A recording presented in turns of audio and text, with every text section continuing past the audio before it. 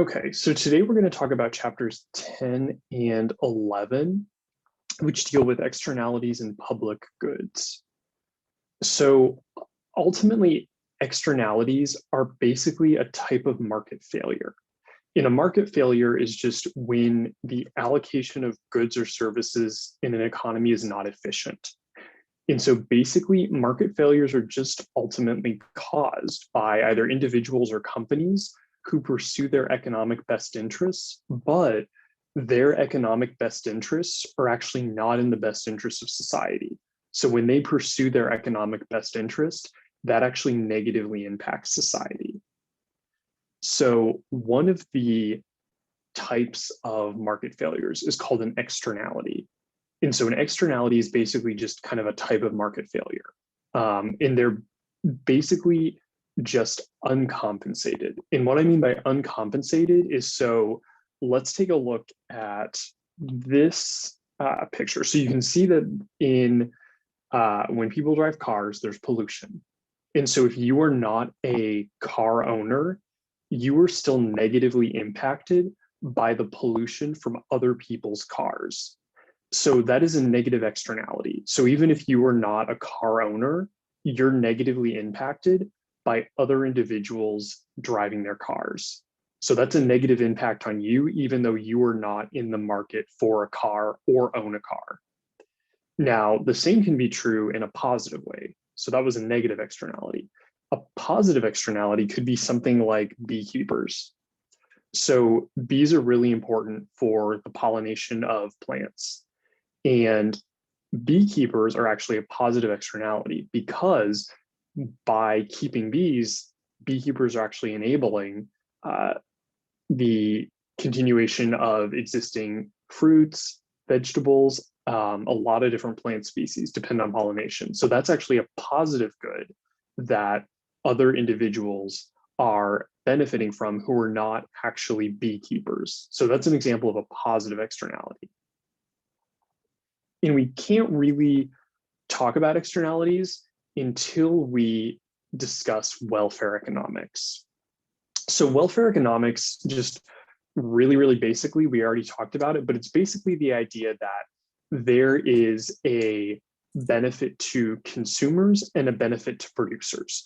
And so remember from our prior lessons that we have the upper triangle as consumer surplus and the lower triangle as producer surplus. And the best way to maximize total surplus in the economy is to have the intersection of price and quantity be at the equilibrium. So that's how we maximize consumer and producer surplus. But when we're talking about surplus, it's really important to remember that the supply curve, when we're thinking of surplus, represents the private costs of production.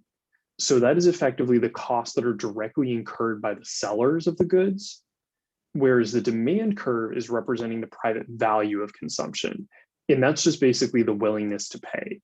So that's my willingness to pay for, let's say, like a bottle of water or something. That would be an example of the buyer demand curve, just my private value for a particular type of good. So when we're talking about willingness to pay, we just want to remember that the important piece of willingness to pay is that the benefits to the consumer need to outweigh the costs. So like in the example of the water bottle. So like if this water bottle, I valued it at $2, but it cost $2.50, that wouldn't make sense for me to purchase it because the cost is outweighing the benefits. So if I consumed that, I would actually be worse off. So just important to remember the benefits outweighing the cost. That's a really important piece for understanding willingness to pay and kind of moving forward. Okay. So let's kind of walk through an example of willingness to pay. And this is a specific example of willingness to pay that is talking about a public good. So let's say in this example that a city in Kentucky, Lexington, Kentucky, is trying to build a new park. And there are 4 individuals in the city. So there are 4 different residents. So there's Nancy, Bran, Cairo, and Jen. So 4 different residents, each has a different willingness to pay for the park. So Nancy values the park at $60, whereas Jen values the park at $220. So we can see the total benefit of the park to the residents of the city by simply adding up their willingness to pay. So we can see that their total willingness to pay, or the total benefit to those individuals in the park, is going to be $620. Whereas the cost of the park is $600 to build. So keeping those 2 pieces of information in mind, let's move to the next piece. So first, would the new park pass the cost benefit test? So yes, we simply add up the total benefits as we did here, which we found was 620. Take that here as the value, subtract the costs, which we got from this part of the question.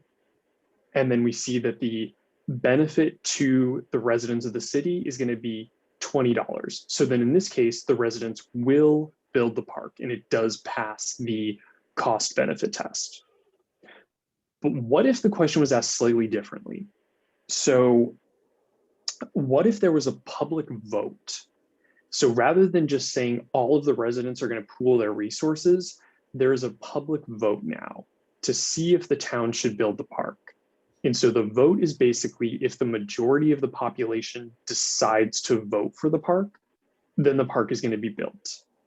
So in this case, what we have to do is we have to determine the individual cost to each resident of the park. So how we do that is we basically take the 600, which we got from up here, the 4, which is the number of residents, and it looks like Jin was left off, so let me add him. And we can see that the total cost per resident is going to be $150. So to determine if the residents are going to vote for the park, we need to compare this 150 with each of the residents' value. So just doing that really simply, we can see that Bran, Cairo, and Jin are all going to vote to build the park. Nancy is not going to vote to build the park because her value is less than the cost. So in this case, because the majority votes for it, the park is going to be built. So that's another way to think about the question, or another way the question could be worded on an exam. Wait, Professor, can you repeat that real quick? Yeah. The question piece. Yeah. Okay. Yeah.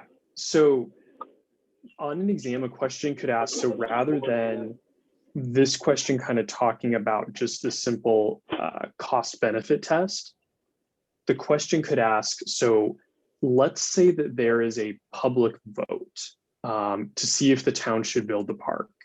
And so the way that this vote passes is if the majority of the population decides to vote for the park, it's going to be built. So the first step of the problem is basically we need to see what is the individual cost to each resident of the new park. So there are 4 total residents. So we basically are going to take the cost, which is given to us by the question, and then divide it by the number of residents, which in this case is going to be 4. And so that's going to give us a $150 per resident cost. So because of that, what we have to do then is see if the value to each individual is going to exceed 150. So in this case, we can see that the value of Bran, Cairo, and Jin exceeds 150. So Bran, Cairo, and Jin are all going to vote for the park to be built, whereas Nancy is not, because Nancy's value or willingness to pay is $60, but the cost to her would be $150. So 3 out of the 4 residents are going to vote for the park. And because of that, the park is going to be built because it's just a simple majority vote.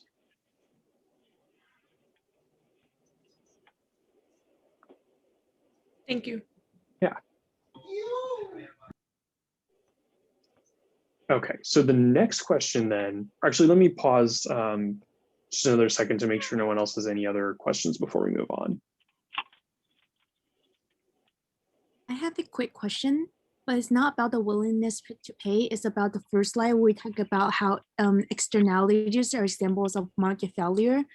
And does positive externality still count as market failure? Yeah, so that's actually a really good question. And so, yes, it does. And the reason why is because, as we'll see a little bit later, for positive externalities, the market should actually be producing more of that good. Oh, inefficient when there is not reaching the equilibrium. Okay. Exactly. Yeah.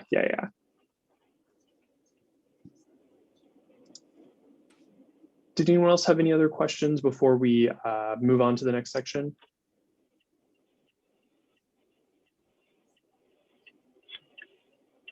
Okay, so let's move on to the next section then. So this example is going to be a slightly more complicated version of the prior example. So for this example, we're basically going to assume that there are 4 friends. And so these 4 friends are having a party and they're debating how many pizzas they should order. So a pizza costs $9 for a medium pizza. So the table here shows the willingness to pay for each individual pizza. So then the question is, how many pizzas should they order? So the first thing we want to do is make sure that the willingness to pay for all individuals for each pizza is going to be greater than the cost of each pizza. So we know the pizza costs $9. So all we have to do then is just add up the willingness to pay basically like that. So we would basically take all of the first pizza willingness to pay, add that up. And if that is greater than 9, then they will order 1 pizza. So we can see when we do that. So Van has a willingness to pay of 25 for the first pizza. Carlos has a willingness to pay of 18 for the first pizza. France has a willingness to pay of 14 for the first pizza. And Winona has a $10 willingness to pay for the first pizza. So basically we just add all of those up, like we see right here, and we get 67. So 67 is definitely greater than 9. So then they will order the first pizza. So we basically just go down to determine the total value for each pizza. So for example, for the second pizza, it's just going to be this right here. And we're just going to add all of those together to see if they're greater than 9. So they equal 51. So they will order the second pizza. We do that for the third pizza as well. So that's 34. So they will order that as well. And then we do that for the fourth pizza, which is a value of 24. So they will order the fourth pizza. But for the fifth pizza, it's only a value of 8. So they're not going to order the fifth pizza because the value is less than the cost of 9. So then they're going to order 4 total pizzas and no more. So then when we're trying to think about what the cost of each what the cost of the pizza is to each individual, all we're going to do is basically take the cost per pizza, which is $9, the quantity of pizzas purchased. So we determined that from the prior walkthrough. And then we're just going to get a total cost per pizza of $36, or a total cost to all individuals of $36. So then to determine the cost per person, we're just going to take the 36 divided by the 4 individuals. So Van, Carlos, France, and Winona. And so we get $9. So that is the cost per person of each pizza, which is coincidentally also matches up here. So we know that we did it right because that mirrors the information that's given to us in the question. I have a question. Yeah. So can you just scroll down a little bit? Yes. So it says total cost per pizza. Does that mean like the total cost like in all of for all pizzas? Because it's like per pizza is like kind of confusing. Yeah, it should actually probably read just the total cost, because yeah, that is a little confusing. So yeah, that's more accurate, just the total cost to all individuals. Okay, thanks. Where did we get 36? Yeah, so that's a really good question. So the 36 is coming from taking the cost per pizza of $9 and then the quantity of pizzas purchased $4 and just multiplying those two together. So like that would give us the 36.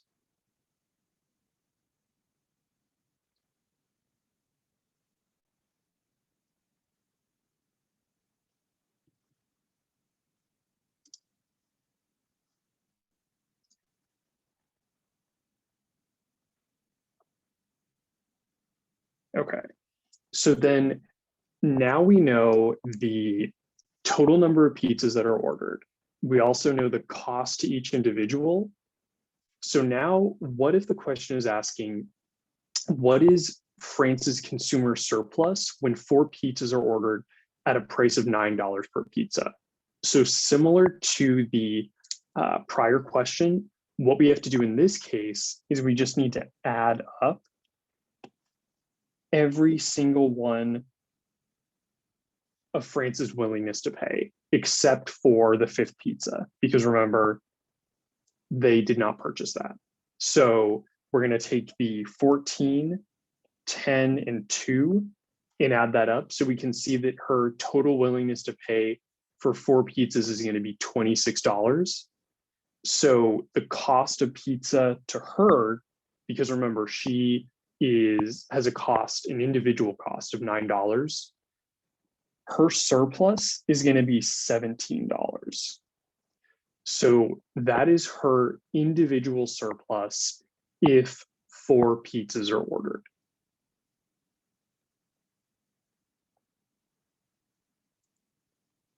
So not super complicated, but still just kind of an important piece to remember as we walk through the steps, just because this is kind of the basis for what we're going to discuss next. Okay, so now let's kind of dig in a little bit more to negative externalities. So when we talk about a negative externality, kind of the first thing we need to remember is that negative externalities really just mean that the equilibrium price in quantity is not efficient. So that's kind of really the big takeaway. With the negative externality, the equilibrium price in quantity in the existing market is not efficient.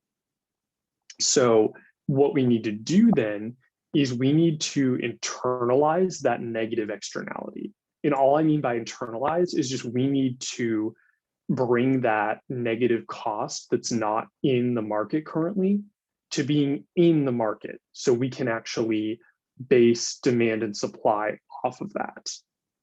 And so when we do that, when we internalize that negative externality, this causes the supply curve to decrease along every quantity. And I'll show you what I mean by that graphically.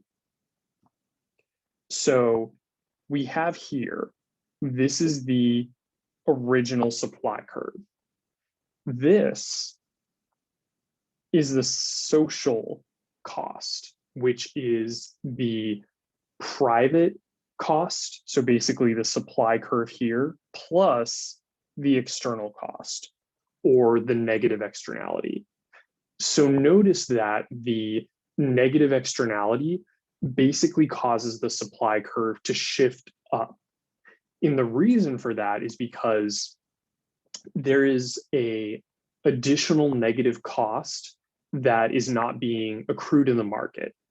And so in this specific case, when I'm talking about a negative cost, I can talk about, let's say that there is a $1 per gallon cost to consumers consuming gasoline that is not included in the current market. So like the value of harm from smog, greenhouse gases, et cetera. So that basically causes the existing supply curve to shift up to here. And so that shift is basically just us internalizing that negative cost of harm that's being done to bystanders or individuals who are not currently in the market. And so when we do that, we can actually see that the equilibrium quantity should be higher. So what I mean by that is this was the original equilibrium quantity, this blue circle. It actually should be, though, when we internalize that negative externality, it should be here, this pink dot. And so notice that the quantity is smaller. So it's moving from 25 to 20, and the price is higher. So it's moving from 250 to 3. So basically, we can understand negative externalities to basically mean that the socially optimal equilibrium price and quantity should both be higher than they otherwise would be.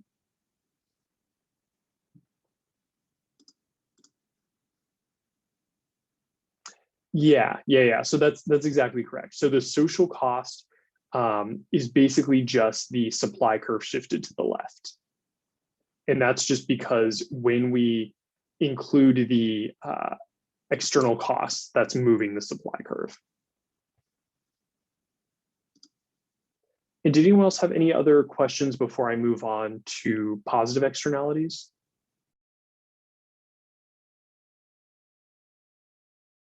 Wait, Professor. So for a negative externality, can we just think of it as the supply curve shifts to the left? Yes. Yeah, that's exactly correct. And that's actually probably the easiest way to think about it. Because basically negative externalities operate on supply curves and positive externalities operate on demand curves. Okay, thank you. Yeah. Can you go up a little to the previous slide?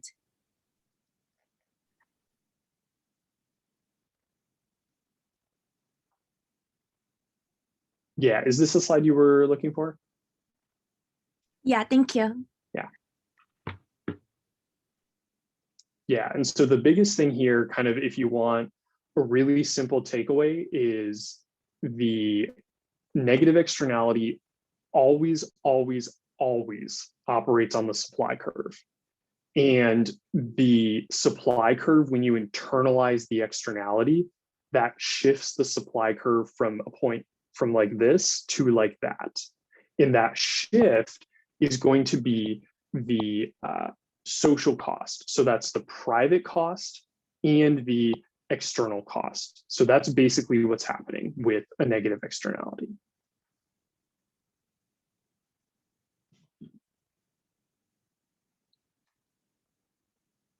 Okay. So let's talk about now positive externalities. So positive externalities are basically just the reverse of a negative externality, if we're kind of being really simple about it. Positive externalities are similar to negative externalities, saying that the existing market, the equilibrium price and quantity, is not efficient. So what's important is when you internalize the positive externality, that is actually causing the demand curve to increase along every single quantity. And so basically what we can think of a positive externality as being is the external value to bystanders, so individuals who are not in the market, is actually positive. So it's actually a good thing that those individuals are being affected by something that is not currently in the market. And so I think it's a little easier to understand positive externalities when you look at the demand curve. So let's say that the original demand curve is going to be this demand curve. And let's say that this is a market with a positive externality. So when there's a positive externality, what that means is that the demand curve should actually be shifted up at all quantities.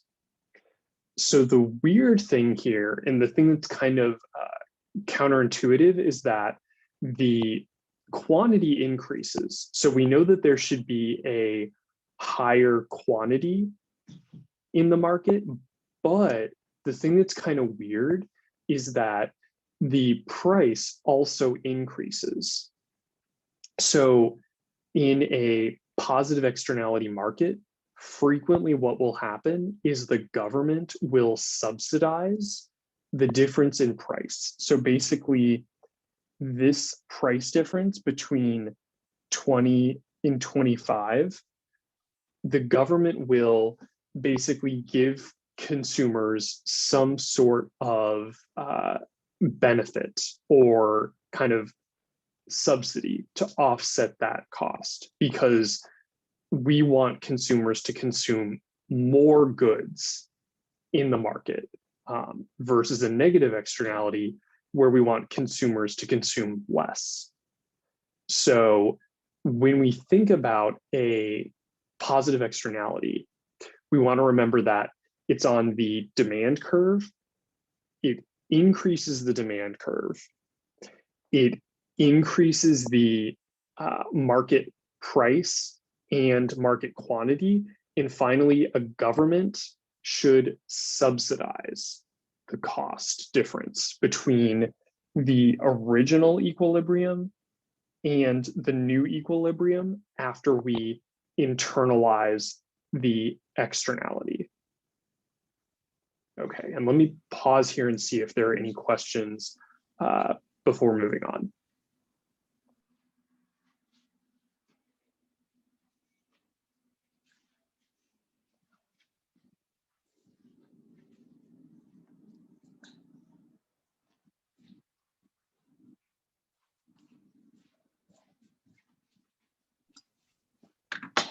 So number 4 was, let me see.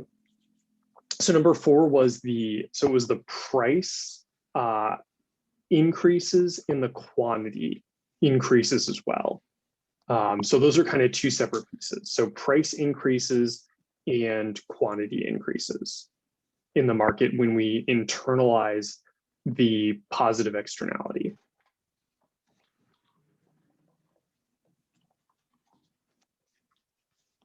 Yeah, no problem.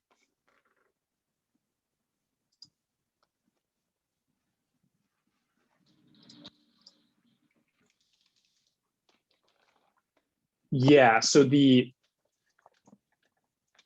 I kind of have a summary here on this slide and then also on this slide as well. But yeah, that's a good question. And so basically what, and I'll kind of walk through actually on this one. So basically like a really kind of basic takeaway is that for negative externalities, the market produces a larger quantity than it should, than is socially desirable. For a positive externality, the market produces a smaller quantity than is socially desirable.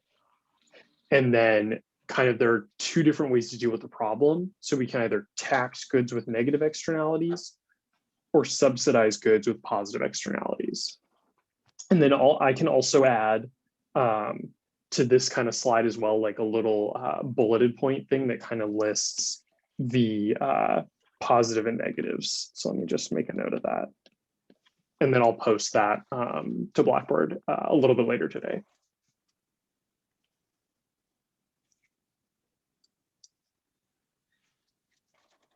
Okay, so moving on then to the next kind of piece of externalities is the Coase theorem. And there were actually a bunch of questions on the Coase theorem, so I kind of wanted to spend a little bit of time on it because it's one of those things that's not super important, but it's definitely important that you have kind of at least a little bit of an understanding of it.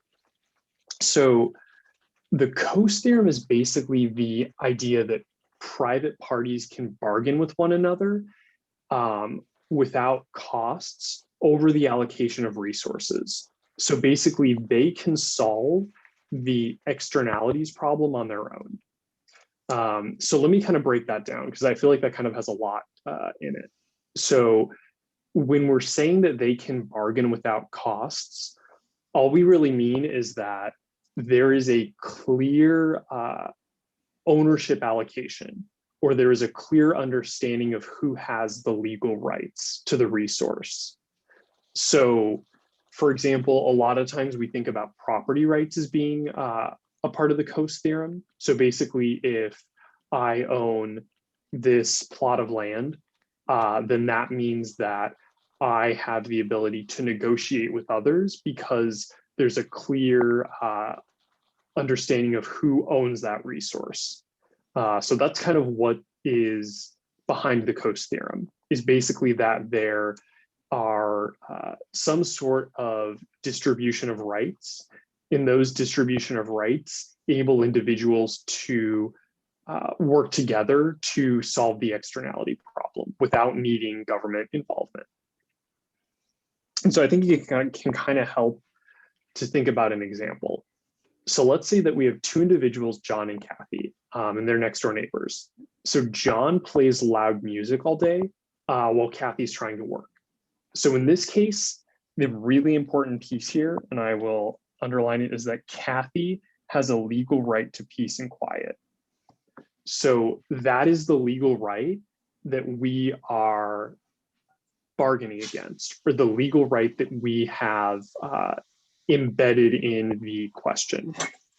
So because of that, we now have John values playing loud music at $600 and Kathy values quiet at $1,000. So then the question is, what's going to happen? So because Kathy has the legal right to peace and quiet, Kathy is going to pay John to stop playing loud music. So that's for two reasons. So one is because Kathy has a legal right to peace and quiet. And the second reason is that we have a clear understanding of what their values are for each kind of, for John for playing loud music and Kathy valuing quiet. So because Kathy is going to pay John to stop playing music, we know then that Kathy is going to pay John somewhere between $601 and $999 to stop playing loud music. So basically greater than John's value of playing loud music at 600, but less than Kathy's value of quiet at 1,000. So basically between those two numbers is going to be where the value lies. And we don't actually know the exact number, but we can just say kind of what it's going to be between. So that's an example of the Coase theorem actually in practice, and the two pieces of information that we need to actually solve a Coase theorem problem. So then, really important to remember though, that the Coase theorem doesn't work in a lot of situations. It's very, very specific. It doesn't work when transaction costs are present. So like if in John and Kathy's case, if John had to file a legal claim that cost $2,000 for him to talk to Kathy, that would not work then because there is some sort of cost involved. The other thing is that if the transaction costs are borne across a large amount of parties, so for example, something like climate change cannot be solved by the Coase theorem because the Coase theorem deals with very specific individual rights. And because the climate is all around the world, no one has a specific right to the climate or to clean air. And so because of that, we can't solve climate change with private solutions. There needs to be some sort of government involvement because the Coase theorem is not going to work in that situation. Okay, so to deal with externalities, the government really has two main tools. The first is command and control, where basically the government's telling the producers, you have to produce this, or you cannot produce more than this specific amount of pollution. The second is market-based. So basically, the government sets a price and then individuals trade pollution permits with one another. And that's kind of an example of like a carbon tax. A carbon tax is a market-based policy. Okay, so why don't we try a question that could very likely be on an exam.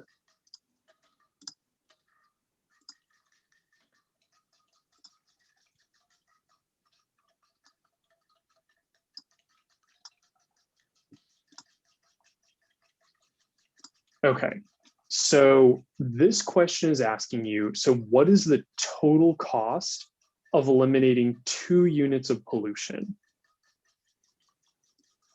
And so I will give you all a couple minutes to answer this question. And so important thing to remember here is that the table in the question is giving you the cost to each individual firm. So for example, this is firm A's cost of eliminating the first unit of pollution. And then this is firm B's cost of eliminating the first unit of pollution. And so the government's telling us that all firms have to eliminate 2 units of pollution. And feel free to let me know if you have any questions on the question.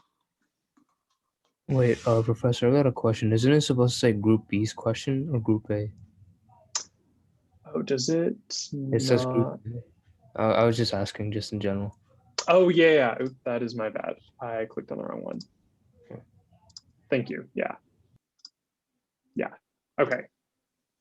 I think they were both the same, but just in case.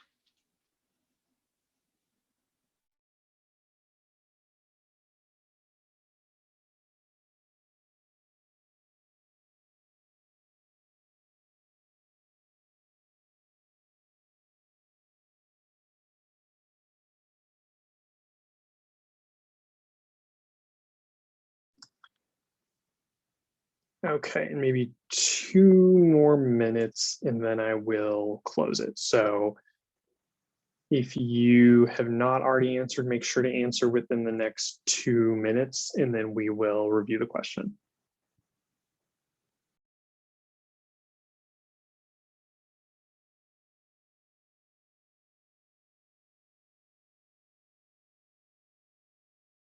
The answer have to be correct to get credit? No, so yeah, as long as you answer, I just for participation.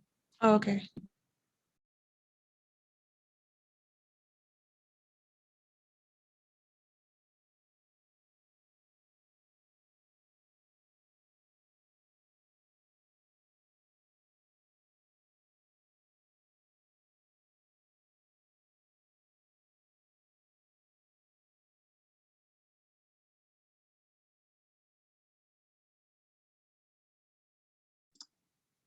Okay, and 1 more minute and then we will take a look at the correct answer.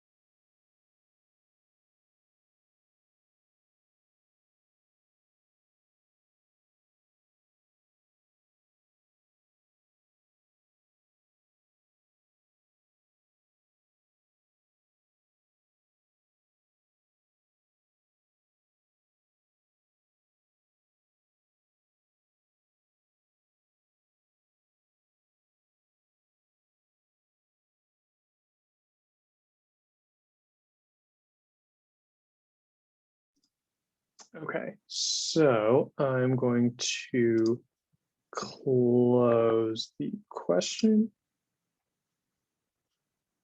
And let's take a look at the correct answer and how to figure out the correct answer. Okay, so we remember that we were trying to figure out the cost of eliminating 2 units of pollution. So to do that, all we have to do is simply add up the cost to each individual firm of the 2 units of pollution to eliminate. So for firm A, it would be 50 plus 72. For firm B, it would be 27 and 50. For firm C, it would be 54 and 72. And for firm D, it would be 62 and 93. And so we can see that right here. When we add those together, the total cost of pollution elimination is going to be $480. So that is going to be the total cost if the government requires that each firm eliminate 2 units of pollution.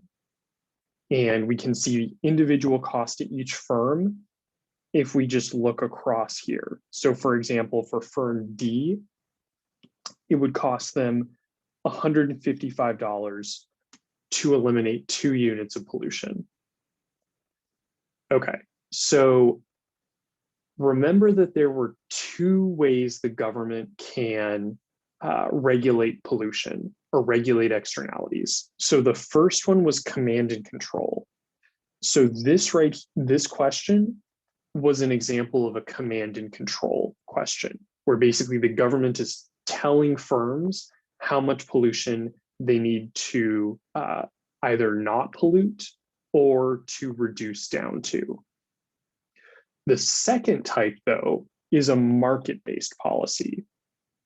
And market-based policies usually involve either tradable pollution permits or a corrective tax.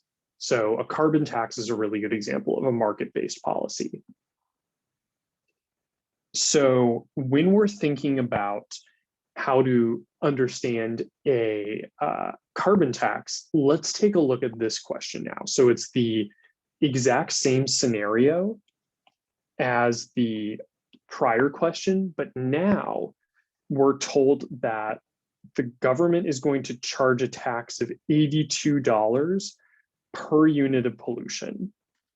So the way that we determine the cost in this case is we're actually just now going to look for whose pollution costs are less than $82.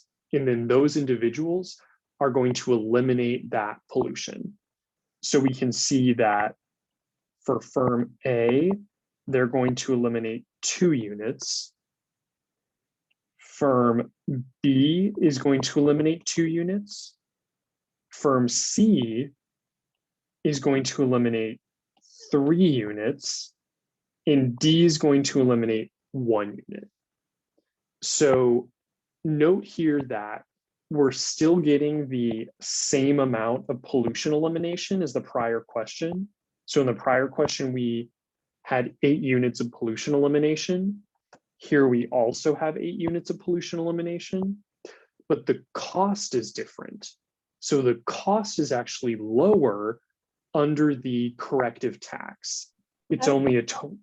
Oh, yeah. Why do we have to look for what's less than 82? Yeah, so that's a really good question. So in this specific case, the government is telling us that the pollution tax is going to be $82 per unit of pollution. So basically, if a firm continues to pollute, they have to pay $82 per unit of pollution. So if a firm can eliminate pollution for a cost of less than $82, they're going to stop polluting because of that. Okay, yeah, I understand. Thanks. Yeah. Let me see.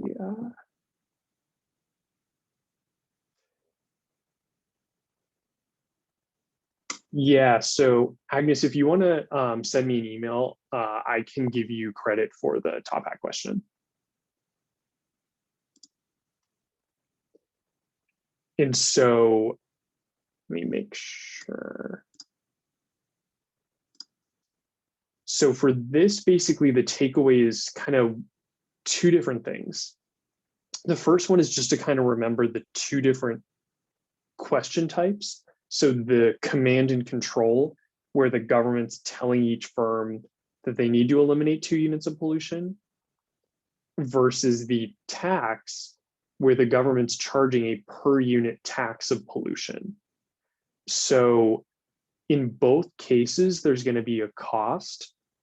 The reason why economists usually favor a corrective tax or a system of tradable pollution permits is because in this instance, the government, in the command and control instance, the government isn't letting firms kind of think about how it is best for them to eliminate pollution.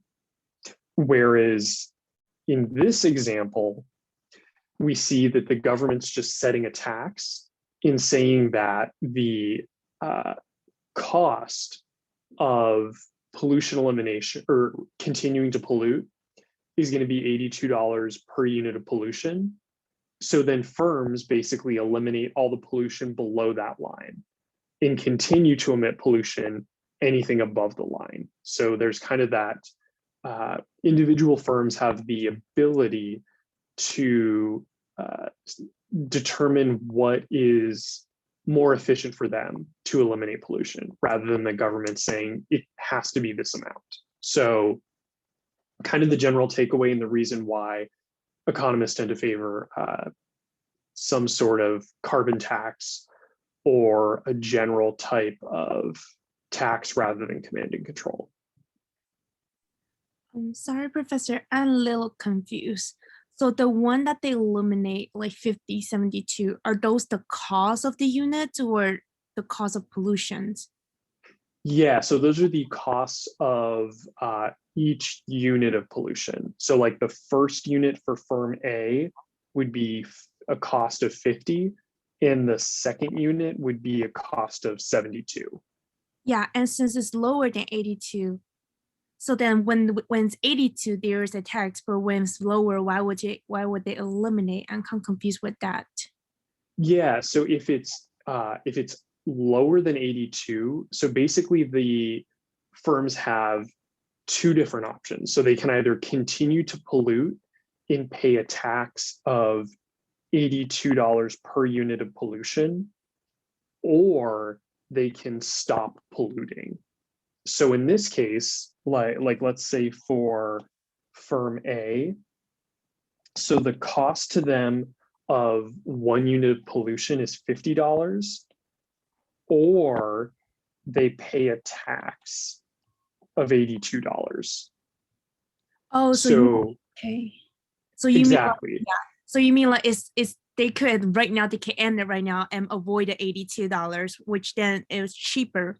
But then the third unit, fourth unit, those already surpass 82. So there's no way, so it doesn't really matter if they stop right now or continue to pollute. So they might allow those, but they might just end the other ones. exactly. Okay. Yeah, that's exactly correct.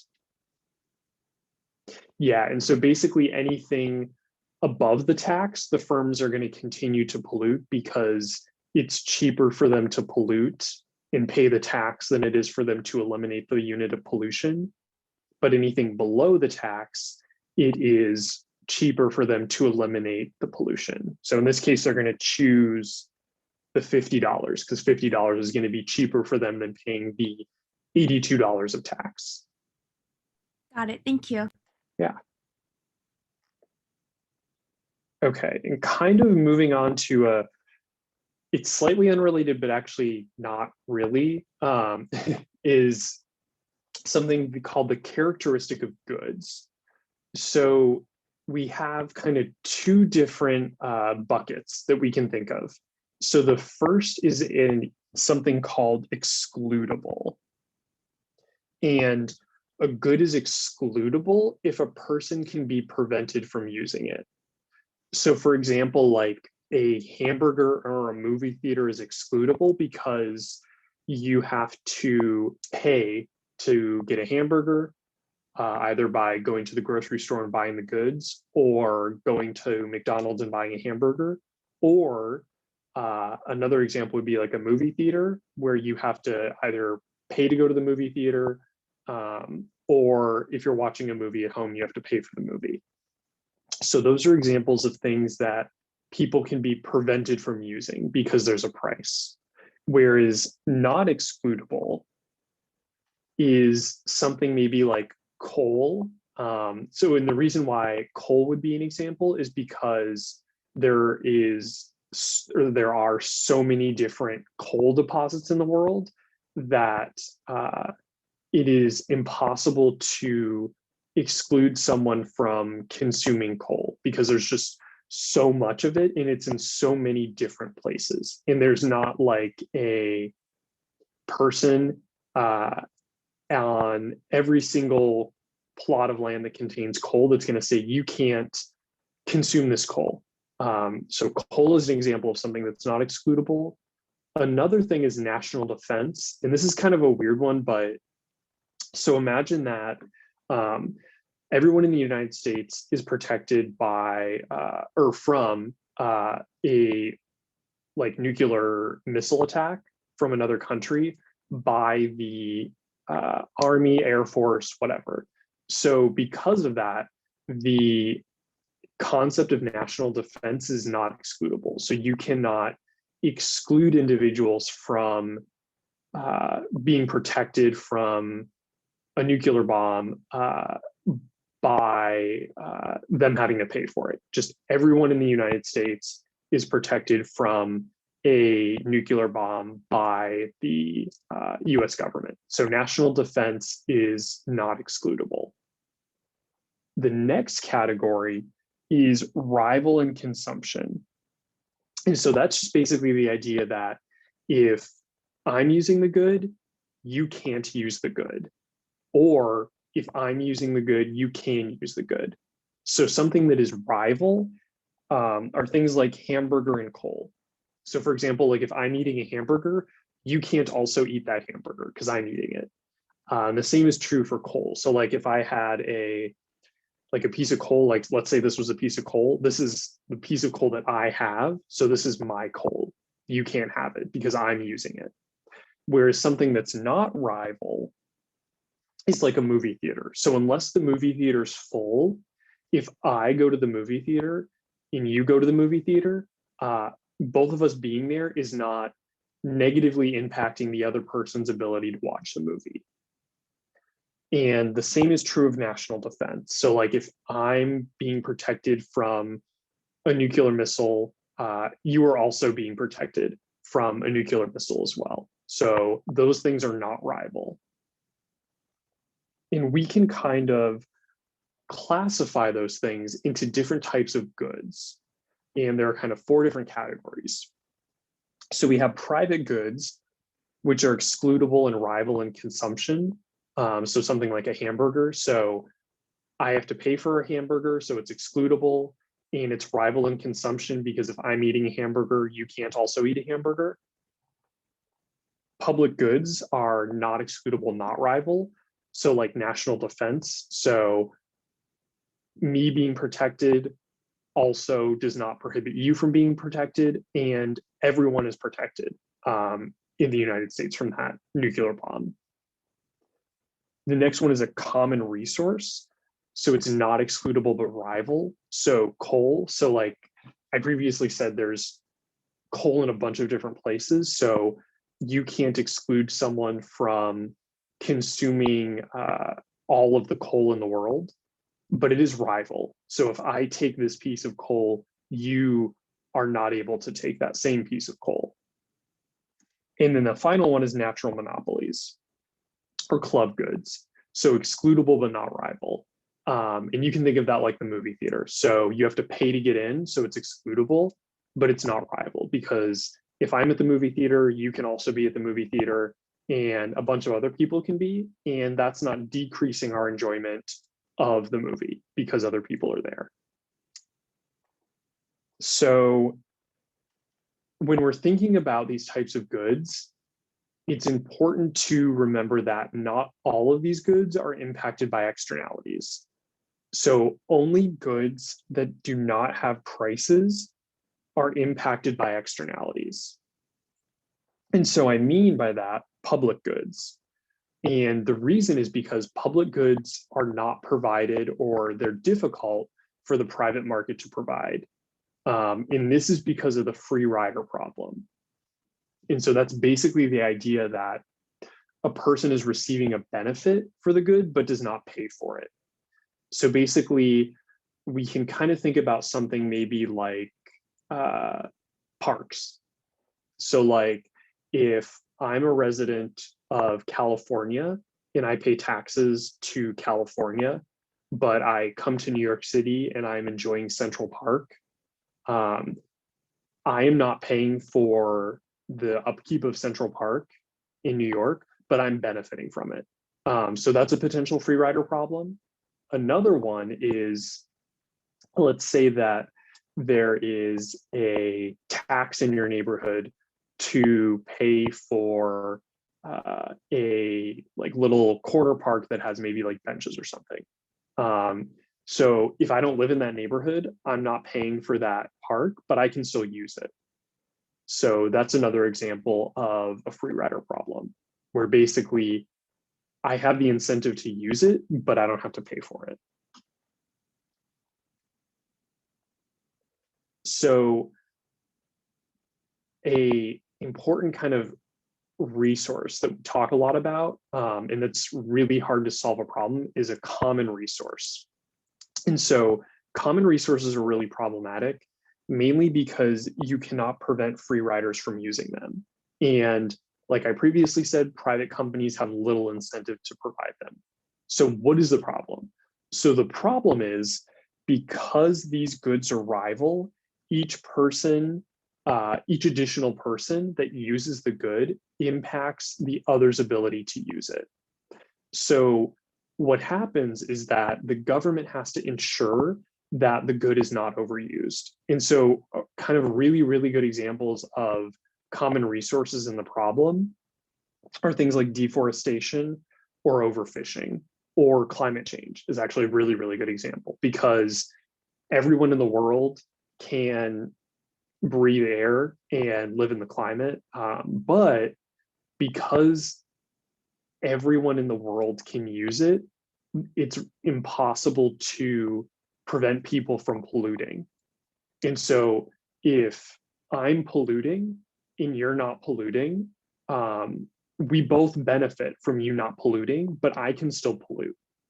So that's kind of the problem with common resources, is that there's not a good way to stop individuals from overusing the resource.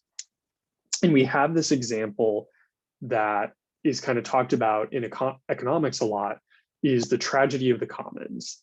And so it's basically the idea that shared resource systems where individual users acting independently and in their own self-interest behave in a opposite way to the common good of all users. And so like one of the things that's commonly talked about is this example here.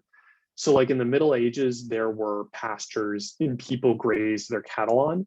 But what happened was, because everyone could use them and because they were rival, everyone had an incentive to use the good as quickly as possible, or to overgraze the land as quickly as possible. Because if I have all of my cattle graze on the land and they use up all the grass before your cattle can graze on the land, I get all the benefits, you don't get any of the benefits, and I don't really care, because there's no way for me to be negatively impacted, because I used up the resource, I got all the benefits, and you didn't get any of the benefits. So that's kind of what tragedy of the commons is thought of. And the government has kind of some policy options, and these are the 4 different policy options that they have. So they can basically regulate it, they can impose a corrective tax, like we talked about previously. They can auction off permits, which basically give individuals the right to use the resource. And then if the resource is land, they can convert the land to a private good, which is number 4 is an example of the Coase theorem in action. Okay, so why don't we do one more question and then we can call it good for today. So let's take a look at this question. And I've been trying to, and I'll keep doing it for future lectures, but I really appreciated the comments that you all had about having more in-class questions to kind of better prepare you for the exam. So this is definitely a question you could see on the exam, and I'll give you all 2 minutes to answer it. So feel free to start answering now.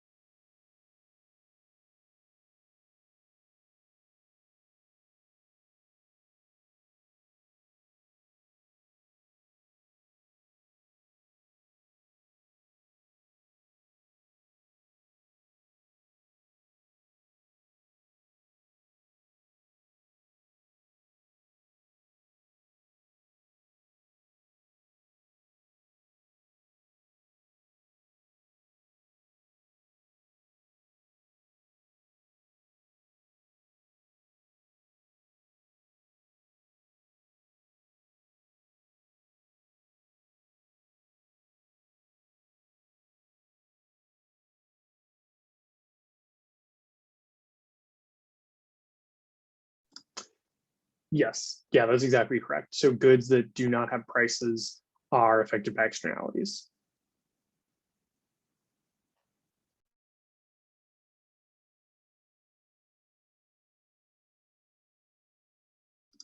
Okay, so let's see what the correct answer was.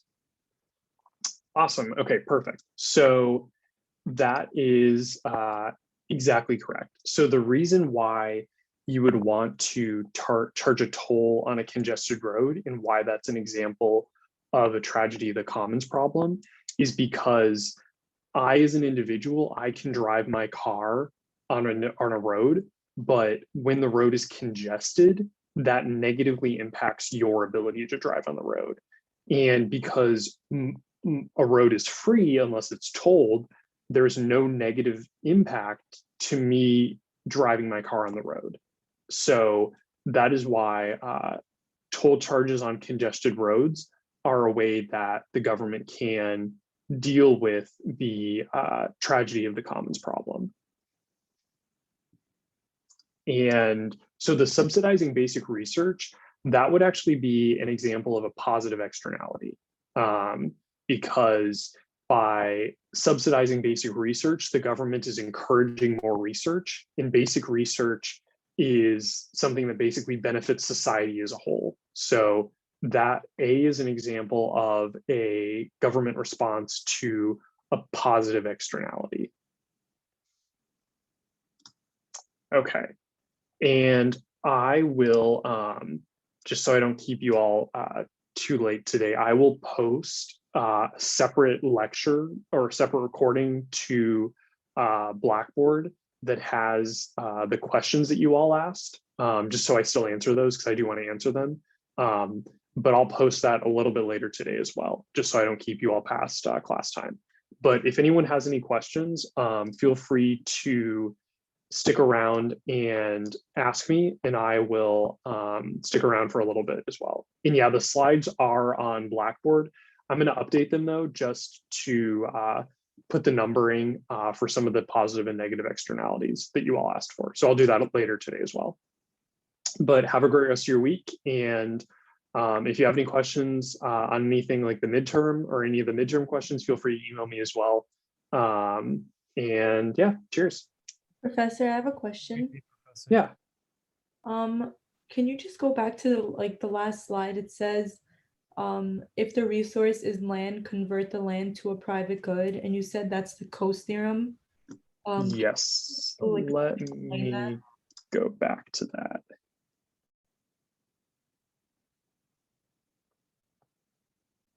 Yes. So the Coase theorem is just basically the idea that individuals have rights to something.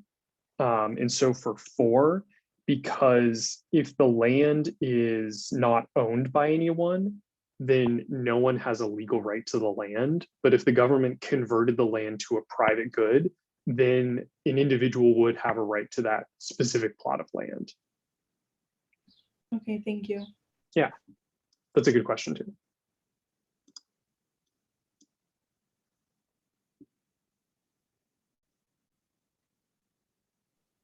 Professor, is the test with the right answers posted on Blackboard?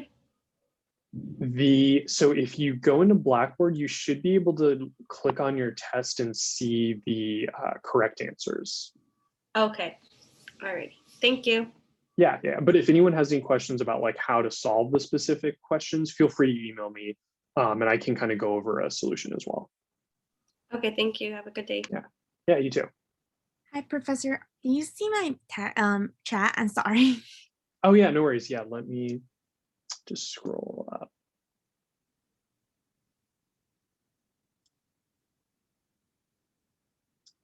Yes, let me make sure that no other students have a question. Yeah, and then I will respond to that.